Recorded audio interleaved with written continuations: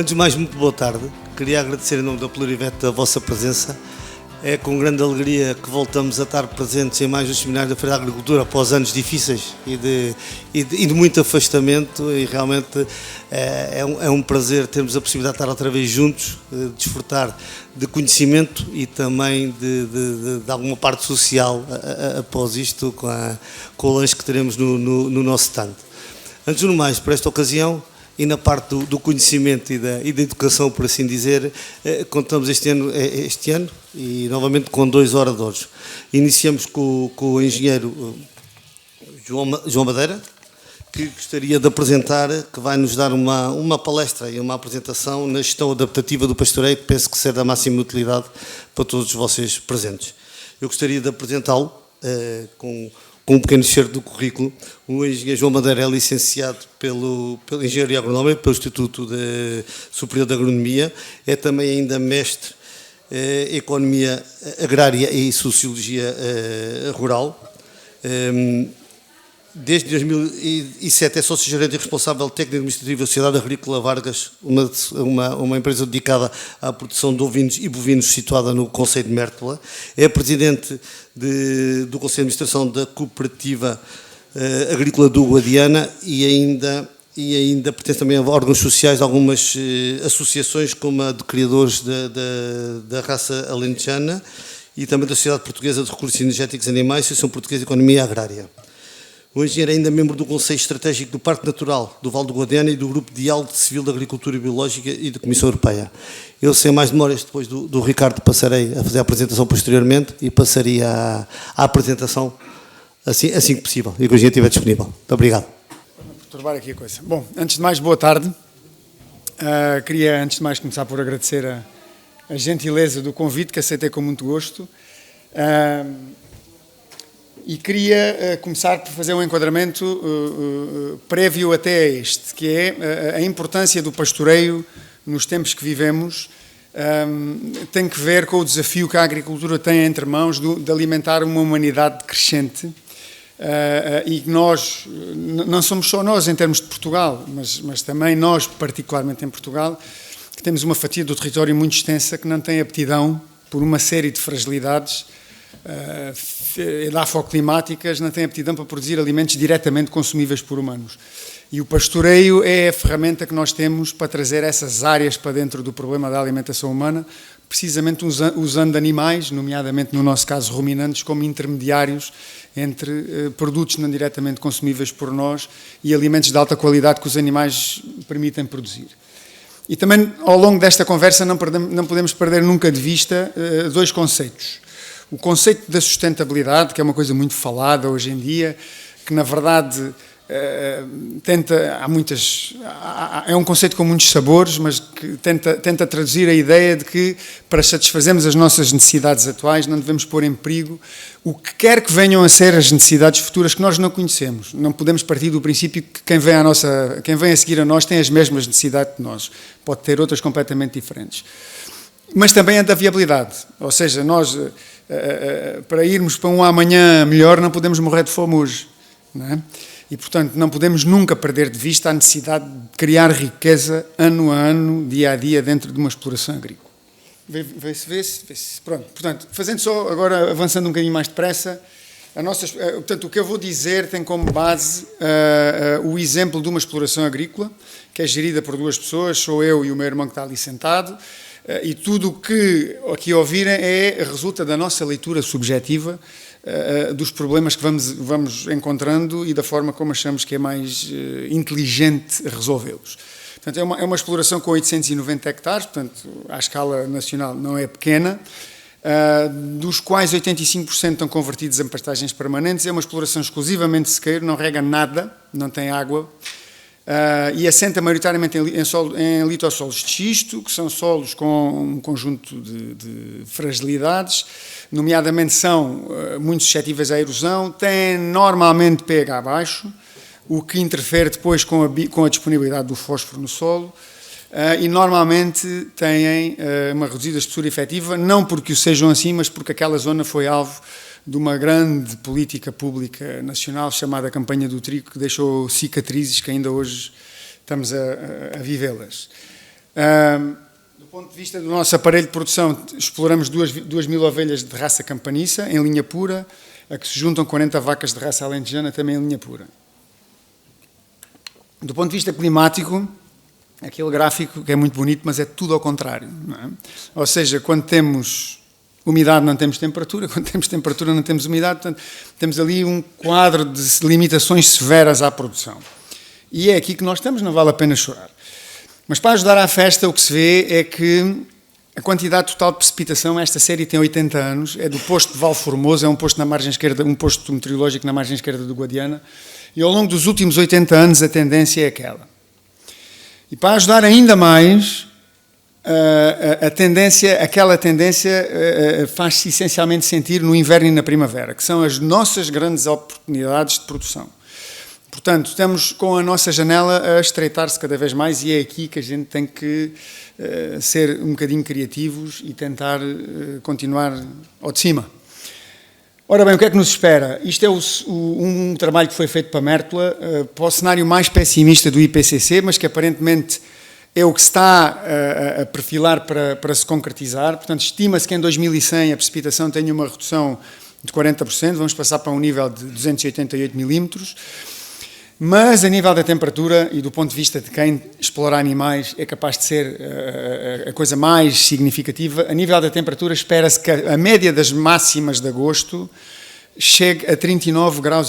A média das máximas. Portanto, não é só para as ovelhas ou para as vacas que aquilo vai ser difícil, para nós próprios também não será fácil. Não é? E manter um animal ou um conjunto de animais em condições fisiológicas compatíveis com a produção nestas condições vai ser bastante desafiante. Eu já cá não estarei, nesta altura, com grande pena minha, mas quem cá estiver, enfim. E este slide é só para demonstrar que aquilo que se espera para 2100, em alguns dias do ano, nós já estamos a provar. Já estamos a tomar um bocadinho o sabor. Isto são 2 sensores, um à sombra, um ao sol, numa zona desprotegida, e outra aí a 50 metros de distância à sombra de uma azinheira. E no dia 14 de agosto de 2021, às 2 da tarde, à sombra estavam 53 graus,2 e 50 metros ao lado, ao sol, estavam 59,9 graus. Se o animal estivesse ao sol naquela altura, era aquilo que estava a sentir na cabeça. E, portanto, só aqui se vê, por um lado, o grau extremo das nossas limitações, em algumas alturas do ano, mas também a importância da sombra. E pronto. Feito o enquadramento, passávamos ao processo produtivo. Isto aqui não há nenhum segredo, estamos a falar de agricultura, estamos a falar de fotossíntese, dióxido de carbono, água, luz solar, hidratos de carbono, oxigênio e água. Dióxido de carbono e luz são dados, não temos nenhum problemas, portanto a água aparece aqui como o nosso principal fator limitante, portanto temos que reter e temos que conservar a água. No nosso caso, tentamos retê-la ao máximo e conservá-la no solo, naqueles solos com problemas, mas também, como trabalhamos com animais, temos que zelar para que tenhamos água armazenada na forma líquida, porque os animais têm que beber todos os dias. Portanto, isto é só um boneco, não traz grande novidade relativamente ao que eu já disse. Eu punha só aqui 2 coisas, as plantas a viver no solo, mas também para o solo, e já explico mais adiante o porquê.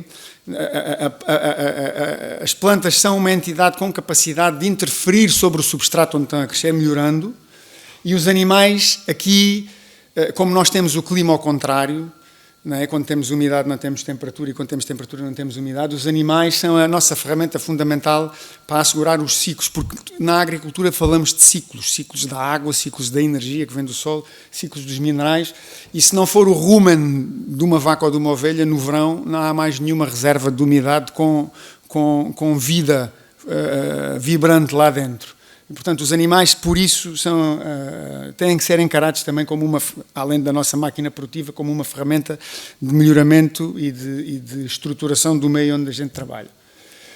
Portanto, eu vou repetir aqui, como vão ver, a questão do pastoreio, não fosse isto uma comunicação sobre gestão do pastoreio, está aqui várias vezes repetida, é de propósito, para percebermos que nas nossas principais linhas orientadoras, o pastoreio está sempre presente, a forma como gerimos os animais está sempre presente. Portanto, primeira premissa, evitar solo nu. Os desertos são precisamente diferenciados porque têm solo nu. É isso que os distingue. É isso que faz um deserto. Portanto, nós tentamos evitar sol nu a todo o custo. Nem sempre se consegue. Este ano é um ano tremendamente difícil e, enfim, ficamos um bocadinho aquém do que devíamos, mas genericamente temos conseguido.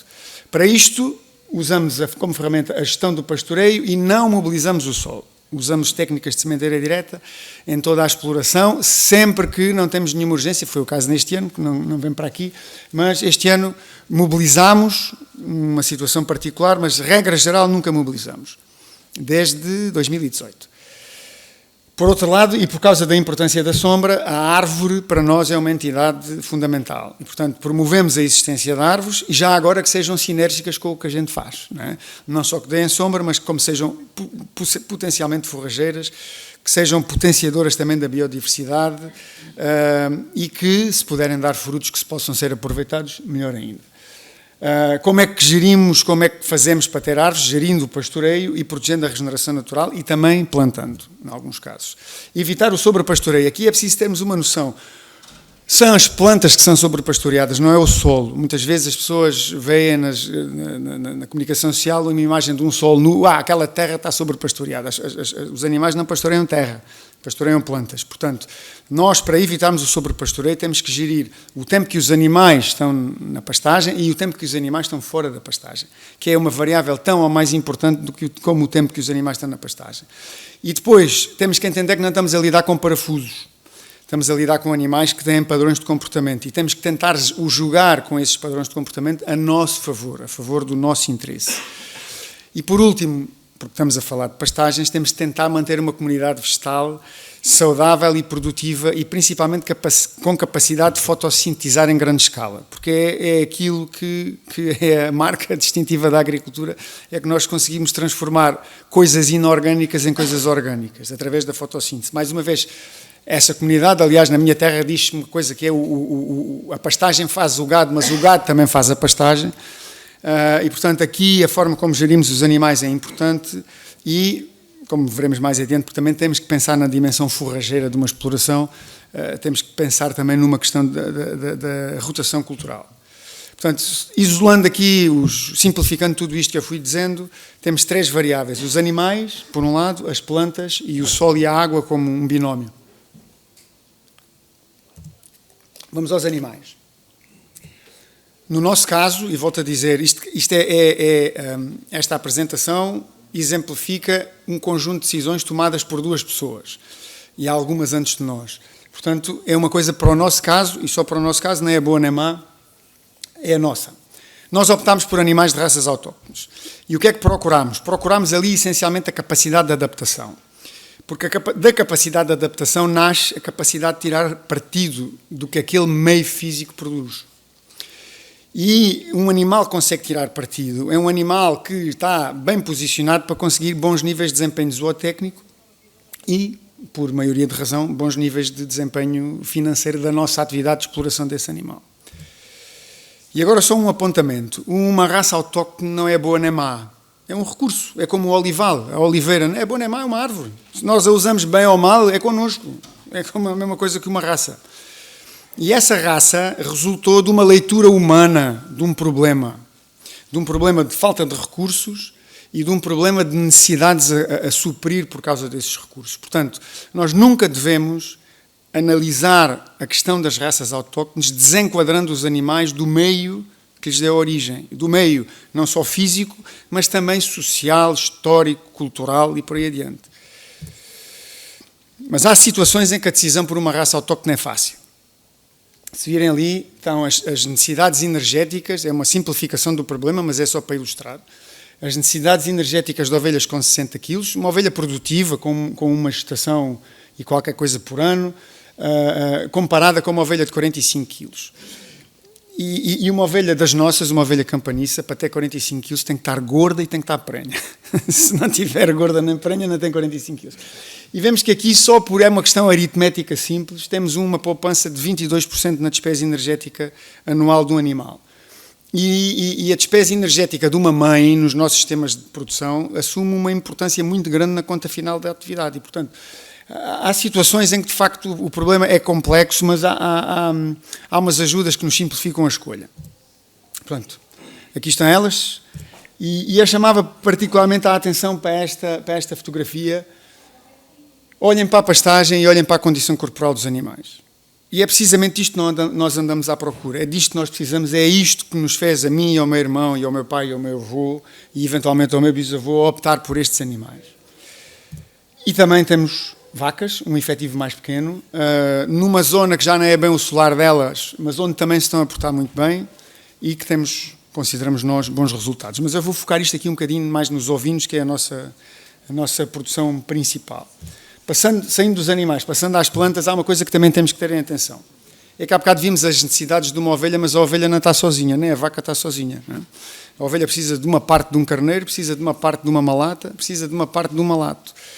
E se nós pensarmos assim, vemos que o número das 264 unidades forrageiras, quando lhe acrescentamos tudo, o resto sobe quase 22%.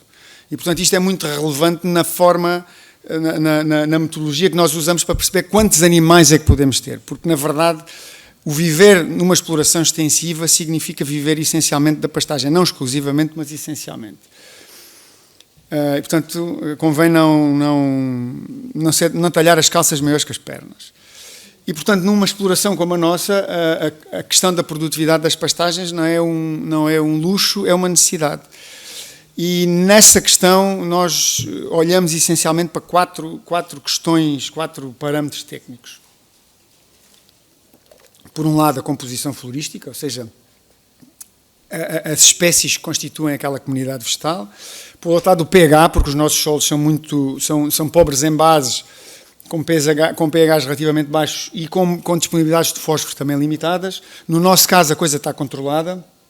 Para eventuais sinais de toxicidades, também decorrentes do pH baixo, nomeadamente do manganês, mas principalmente, e é por isso que aquilo está a vermelho, para a questão da gestão do pastoreio. Porque não vale a pena nós gastarmos o dinheiro e esperar que a magia aconteça, porque a magia não vai acontecer se nós não exercemos a nossa função de gestores dos animais. E esta fotografia, agora demorava-me aqui um bocadinho, este slide é importante porque as duas fotografias do lado direito foram aquelas que nos permitiram perceber que, apesar de nós acharmos que estávamos a trabalhar bem, estávamos a usar semente de boa qualidade, estávamos a fazer fertilizações racionais e baseadas nas análises de solo, estávamos a gerir de acordo com aquele quadrado mais à esquerda, ou seja, efetivos, encabeçamentos não muito altos, fartura de espaço, enfim, aquilo que de alguma forma podemos classificar como a ortodoxia da produção de pastagens em Portugal. E percebemos, mas no entanto, depois de todo o dinheiro gasto e todas as expectativas criadas, as pastagens declinavam. Lentamente, progressivamente, mas sistematicamente. Ou seja, a qualidade da pastagem ia baixando. E a reboque da nossa participação naqueles dois projetos que estão ali em cima e beneficiando de uma série de pares de olhos novos que nos foram parar ao colo, resolvemos ensaiar uma solução como a do quadradinho do meio, como este, em que mantemos precisamente o mesmo número de animais e a mesma área, mas mudamos completamente a gestão dos animais. E achamos a atenção para uma coisa: enquanto as 5 vacas estão no primeiro quadrado, todos os outros 8 quadrados estão a descansar. E aquele quadrado, quando as vacas de lá saírem, só vai voltar a ter vacas 8 durações de pastoreio depois. E é esta questão que é estrutural na nossa opção de gestão. Porque nós estávamos, na verdade, numa situação de pastoreio contínuo. E nesta situação os animais expressam completamente um comportamento que têm marcado nos genes, que são seletivos, principalmente os animais de raças autóctones. Procuram, dentro da dieta que têm disponível, escolher aquilo que acham e que efetivamente é melhor. Portanto, não pastam tudo da mesma maneira. E, portanto, exercem maior pressão nas zonas que preferem e nas espécies que preferem. Portanto, é um efeito contrário ao que nós queremos. Portanto, consomem só aquilo que gostam, não deixam vegetar, não deixam florir, não deixam frutificar em condições e não consomem aquilo que não gostam, nem onde não gostam. E, portanto, aquilo que eles não gostam, domina. Progressivamente vai dominando. Se eles não comem sistematicamente os cardos propagam-se livremente. E, portanto, temos tendência para aparecer zonas de solo mais exposto, e em que se vê que não é só a parte aérea da planta que está comprometida, é também o enraizamento das plantas que está comprometido. E, portanto, aqui arruinamos completamente a nossa estratégia produtiva. Há também aqui uma questão que se vê que há alguma tendência para o aumento do parasitismo, ou pelo menos para a conservação em infestações elevadas, uma vez que os animais estão muito tempo no mesmo sítio e não há quebra de ciclos. E, portanto, neste caso é natural, e não, vistas assim as coisas, não é estranho que as pastagens percam produtividade e sejam progressivamente dominadas por espécies menos interessantes do ponto de vista zootécnico.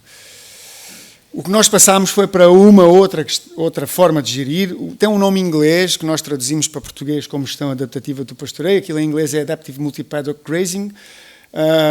É uma coisa já muito difundida, se procurarem aquele termo no Google, é muito difundido por este mundo, muito na Austrália, América do Sul, Estados Unidos, e que no nosso caso eu diria que foi uma aposta até agora, do que nós podemos medir, bastante bem sucedida. Portanto, com isto o que é que conseguimos? Juntamos animais em espaços muito mais confinados, grupos grandes de animais em espaços pequenos, em episódios de pastoreio curtos e em tempos de regresso ao mesmo sítio longos. O que é que acontece? Os animais ficam em alguma tensão, em algum stress, motivados por causa da competição. Ou seja, têm medo que, se eles se puserem a escolher, que a vizinha do lado coma aquilo que eles não comeram. E, portanto, atenuam muito e às vezes até inibem o comportamento seletivo. Portanto, pastam de forma igual ou mais homogénea. Deixa de haver aquelas zonas muito pastoreadas e zonas pouco pastoreadas. Como os episódios de pastoreio são curtos, e eu já vou mostrar fotografias, quando os animais saem, o solo fica bastante coberto ainda, e há uma melhoria nítida da profundidade do enraizamento, que depois, a prazo, nos vai trazer outras vantagens. Há também, como há tempos de regresso ao mesmo sítio longos, há também alguma tendência para a redução do parasitismo. Nós, a título de exemplo, neste ano, não desparasitaremos nem vacas nem ovelhas, o que na verdade é uma poupança significativa, quer em produto, quer em trabalho, quer em empate, quer em transtorno dos animais.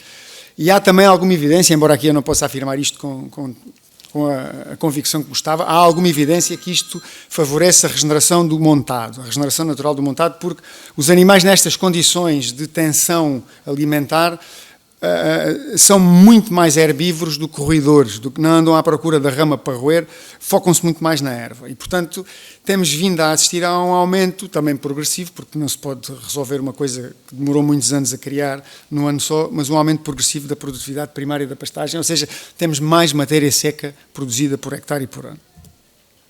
Isto é uma explicação muito genérica, em que, no caso A, a planta é pastoreada até ao fim e, portanto, aquela parte aérea não aguenta aquelas raízes, tem que deixar cair grande parte daquelas raízes e demora muito tempo a recuperar.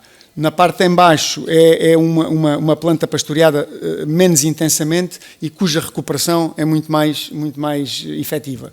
Isto aqui é uma coisa mais técnica, mas na verdade isto é um gráfico simplificado que tenta expressar o grau de acumulação de matéria seca com a quantidade de folhas numa planta. E, portanto, nós que anteriormente iríamos mais até ao ciclo vermelho, agora tentamos parar aqui. Se começarmos a pastorear aqui, tentamos parar aqui. Porque vejam o que é que acontece com o mesmo intervalo de tempo. Os níveis de matéria seca que aquela população consegue produzir são completamente diferentes. Portanto, é de facto uma questão de gestão. Estamos a falar da mesma erva, dos mesmos animais, das mesmas cercas por fora, mas estamos a falar de uma forma diferente de gerir os animais.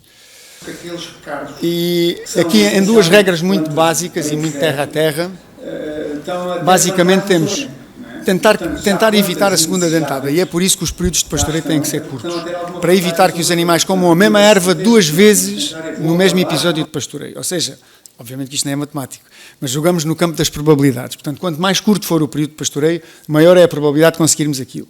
E por outro lado é assegurar que nenhuma planta volta a ser pastoreada antes de estar completamente reconstituída. E completamente reconstituída é parte aérea, ou seja, o arsenal fotossintético, as raízes e as reservas.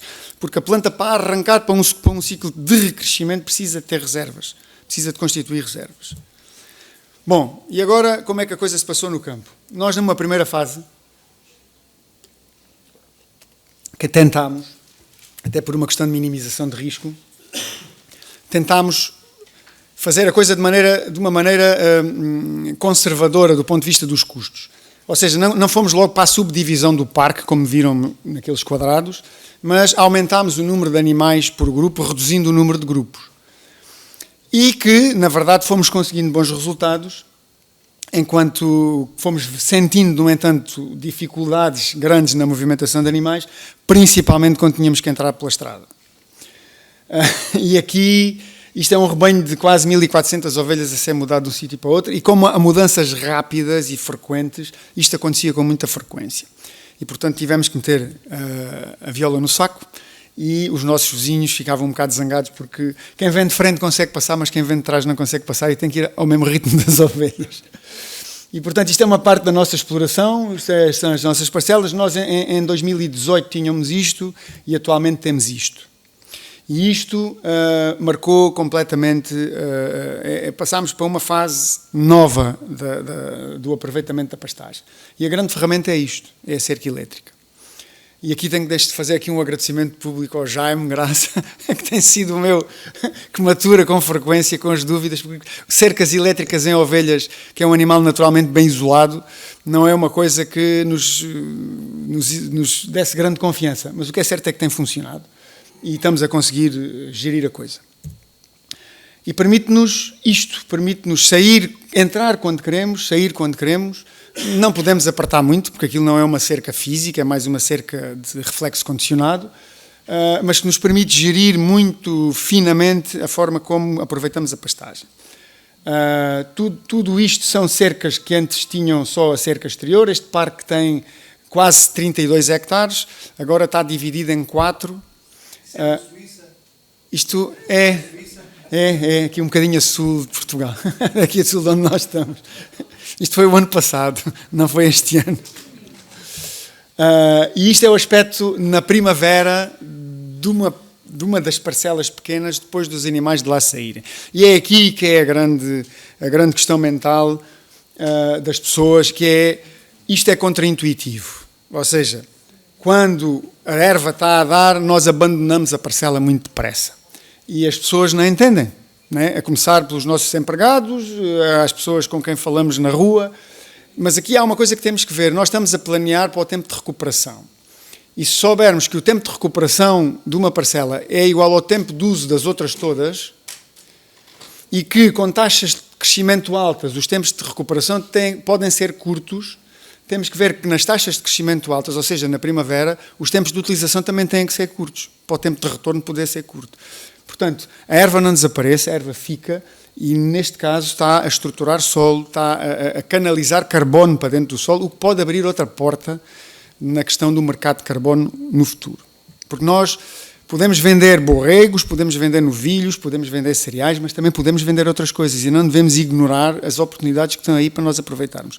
E não são ajudas nem misericórdias, é mercado mesmo.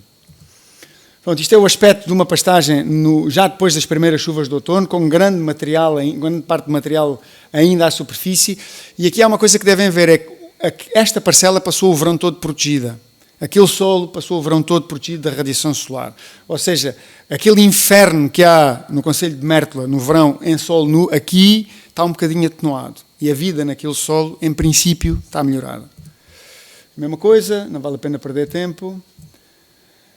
Quando vamos à questão das pastagens, saímos das pastagens, vamos para as forragens, temos que suplementar, muitas vezes temos que produzir dentro de um quadro de forragem conservada para suplementar. Isto também não vale a pena perder muito, toda a gente sabe. Normalmente naqueles períodos temos 4 meses críticos, naquelas zonas temos 4 meses pelo menos garantidamente críticos. Em anos como estes vamos em 6 e não sabemos quanto tempo é que a coisa pode durar mais. E, portanto, no nosso caso, a suplementação é feita essencialmente a partir de forragem que conservamos na forma de feno, em que usamos e abusamos das leguminosas. E praticamente não usamos espécies cerealíferas para produzir forragem. Portanto, usamos termocilha, ervilhaca, temos tido muito bons resultados com ervilhaca, mas também não podemos esquecer as árvores. e, por um lado, promover a regeneração natural, sempre que seja execuível, mas quando não é execuível, temos que ir e temos que plantar árvores, porque imagina o que é daqui a 60 ou 70 anos, com aquele nível de temperaturas que se espera. Portanto, temos investido alguma coisa em sobriazinho, noutras espécies também com muito bom resultado, na alfarrobeira, e aqui a gestão do pastoreio também tem um papel muito importante, porque para termos isto, precisamos de permitir que as plantas prosperem. E este carrasqueiro estava tipo bonsai há não sei quantos anos, eventualmente há não sei quantas dezenas de anos, e em 7 anos de proteção tirámos o protetor que podemos utilizar no outro lado e temos árvore. E isto é também para nós percebermos que a questão dos animais em pastoreio é muito relevante do ponto de vista da regeneração natural. Isto é um projeto florestal, não é nosso, mas é de um vizinho, teve 20 anos sem animais, e vejam, não é tanto na linha, mas na entrelinha, a bruteza da regeneração natural da zinho naquele sítio. E, portanto, os animais, se não forem geridos, são de facto prejudiciais para a regeneração do montado. E depois é assim, não são só as ovelhas e as vacas que comem carrasqueiros. Há também todo um conjunto de outros animais que por ali andam a pastar. Portanto, do ponto de vista animais, plantas, sol e água, usamos completamente, exclusivamente a sementeira direta. O controle dos matos fazemos-lo sistematicamente também com recursos a destroçadores. Aplicamos no campo onde colhemos feno todo o estrume que produzimos a partir desse feno, e temos um bocadinho, investimos também alguma coisa na questão da redução da velocidade de escoamento da água, e já vos mostro porquê. Portanto, isto é o aspecto de uma ervilhaca semeada com um semeador de sementeira direta. Reparem que há a fartura de material vegetal à superfície do solo ainda. Isto foi o ano passado, idem aspas, aspas. Isto é o resultado de uma sementeira de trevo subterrâneo em sementeira direta a reboque de um daqueles projetos, do projeto Live Adapt, em outubro de 2020. Isto foi na primavera de 2021, portanto eu diria que isto não envergonha ninguém em lado nenhum. E estas são as tais estruturas para redução do escoamento de água. Estas foram feitas pelo meu avô, no tempo em que a mão de obra era barata. Estas são feitas por nós assim um bocadinho mais aporcalhadas, mas funcionam à mesma. E a razão é esta, é que uma das consequências das alterações climáticas é o aumento da frequência dos fenómenos extremos. Isto é um fenómeno extremo. E a seguir a este fenómeno extremo, este regatinho transforma-se nisto. E a seguir transforma-se nisto. E depois a gente vai dar uma volta ao campo e vemos isto. E esta é uma folha de tremocilha semeada em sementeira direta ao lado de uma aveia semeada de forma convencional. E, portanto, se nós medirmos aquilo que foi perdido naquele caso, o dono daquela terra tinha muitos problemas em viabilizar não só aquela seara, mas as 20 ou 30 searas que fizesse a seguir, porque está a trocar aveia por terra fina. E a terra fina demora séculos a produzir. E esta é a mesma parcela, neste caso tivemos até um bónus de nata do nosso lado. Isto foi logo pouco tempo depois da sementeira. Portanto, esta questão da proteção do solo contra a erosão é muito relevante em enquadramentos territoriais como o nosso. A questão da água, naquele regime de aproveitamento da pastagem, há uma questão que temos que ter em atenção. Temos que ser nós a levar a água aos animais. Os animais deixam de poder beber diretamente na água porque não há dinheiro para fazer tantas charcas, não é? E, portanto, a água das charcas serve de reserva, mas tem que ser levada aos animais. Há formas engenhosas, mais ou menos engenhosas, que já mostro, e também temos que tentar promover a qualidade da água.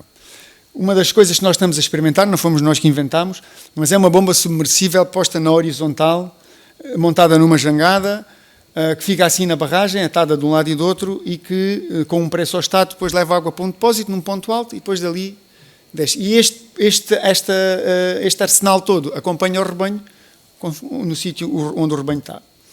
Porque nós temos que evitar isto, não é? E se não tomarmos cuidado com a água, é isto que temos.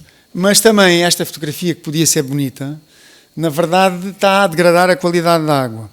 Não é? O abobramento direto no espelho de água degrada a qualidade da água. Portanto, precisamos ter planos de água livres de animais para que os animais possam ser melhor servidos.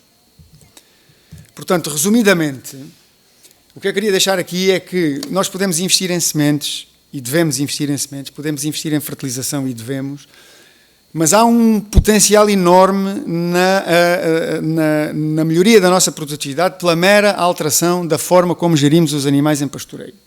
E isso não custa dinheiro, custa trabalho, é certo, custa pouco dinheiro, porque é feito de uma forma... As cercas elétricas podem ser amovíveis, nós no nosso caso optámos por umas e por outras, mas temos que tentar aproveitar este potencial que a alteração da gestão tem para que nós possamos continuar a ter uma atividade produtiva, viável, que continuemos a gerar riqueza, que continuemos a empregar gente e que continuemos a ter comunidades humanas ligadas ao território e a viver desse território sem ir de espinha direita, sem pedir nada que não seja exigível a ninguém.